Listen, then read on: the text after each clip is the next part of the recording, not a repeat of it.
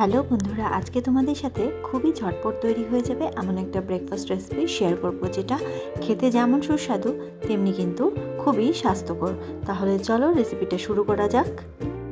আজকের এই রেসিপিটা বানানোর জন্য প্রথমে আমি নিয়ে নিচ্ছি দুটো আলু দুটোকে আমি খুব ভালো করে গ্রেট করে নিচ্ছি একটা গ্রেটারের সাহায্যে।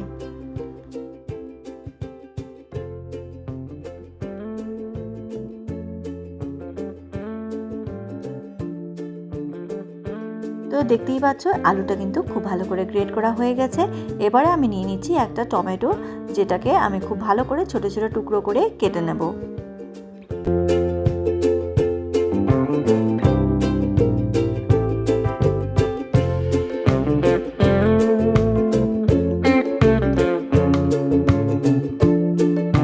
টমেটোটা কেটে নেওয়ার পরে এবারে আমি নিয়ে নিচ্ছি একটা মাঝারি সাইজের বোল, এবং তার মধ্যে আলু আর টমেটো দুটোকেই কিন্তু দিয়ে দিচ্ছি।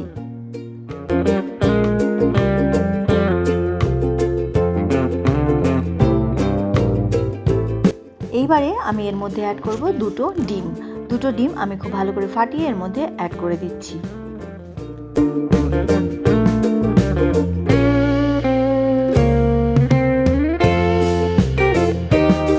এবারে আমি এর মধ্যে অ্যাড করে দেব হাফ কাপ ওটস কিন্তু বাচ্চা থেকে বড় সবার জন্য ভীষণ হেলদি।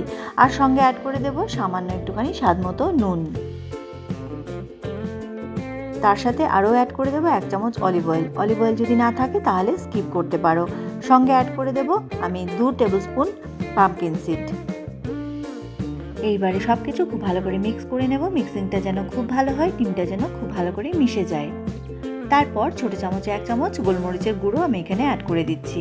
তারপরে একটা লঙ্কা আমি এখানে কুচি করে অ্যাড করে দিচ্ছি। তোমরা যদি ঝাল খেতে পছন্দ করো তাহলে অ্যাড করতে পারো, আর যদি মনে করো ঝাল একটু কম খাবে তাহলে কিন্তু স্কিপ করতে পারো। এই সব কিছু আবারও খুব ভালো করে মিক্স করে নিচ্ছি।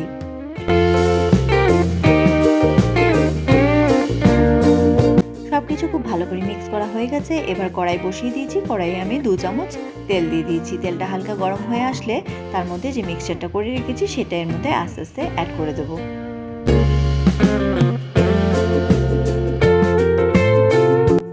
সমানভাবে চারিদিকে খুব ভালো করে স্প্রেড করে নিচ্ছি, যাতে সব দিকটা সমান থাকে, কোথাও উঁচু নিচু না হয়ে থাকে। এবারে একটা ঢাকা চাপা দিয়ে 5 মিনিটের জন্য ফ্লেমটাকে লো করে কুক করে নেব।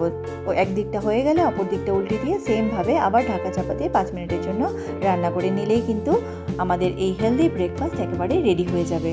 ভীষণই হেলদি এবং ভীষণই হেভি, দুটো পিস খেলে কিন্তু বেশ অনেকক্ষণ পেট ভর্তি থাকবে। তাহলে তোমাদের আজকের রেসিপিটা কেমন লাগলো অবশ্যই কিন্তু জানাবে। যদি ভালো লেগে থাকে তাহলে প্লিজ লাইক এবং শেয়ার করে দেবে, আর ভালো লাগলে প্লিজ সাবস্ক্রাইব করে দেবে আমার চ্যানেলটাকে।